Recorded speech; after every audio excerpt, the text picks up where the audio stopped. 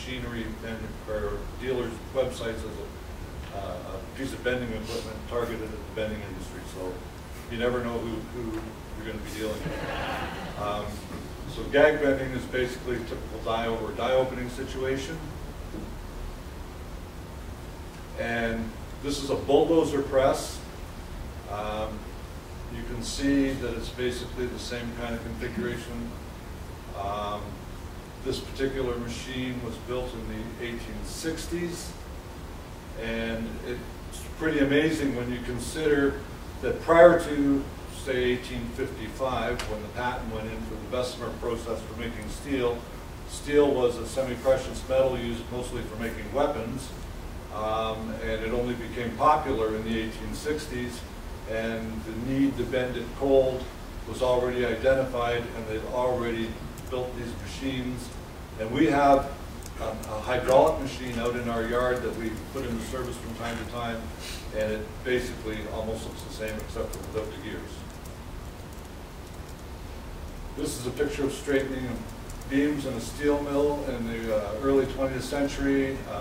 That would be a steam press, and they have the 2 points that they're bending it, and the guy's pushing down on it, and you got the men on both ends, and they're flipping it over, back and forth, and that's the way they did things back then. And this is a modern gag press that's used to straighten the beams in a modern steel mill.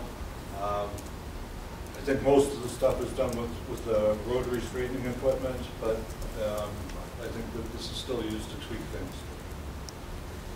And this is a picture of a cambering machine.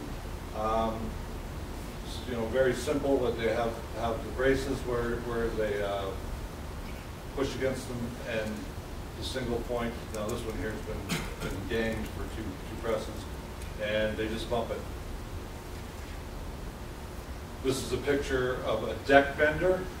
So basically you have a deck that's all full of these holes. They put the pins in the holes, and they built this rather sophisticated looking die, and they just push against the pipe, and it just follows the shape of the die around.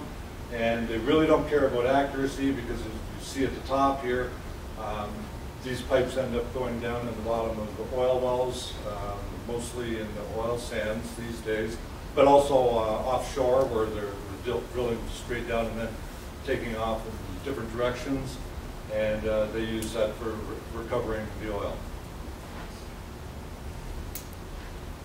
And a conventional brake press is a gag bender. And this is an example of what can be done with a brake press. These spins and all of this is all done with a brake press.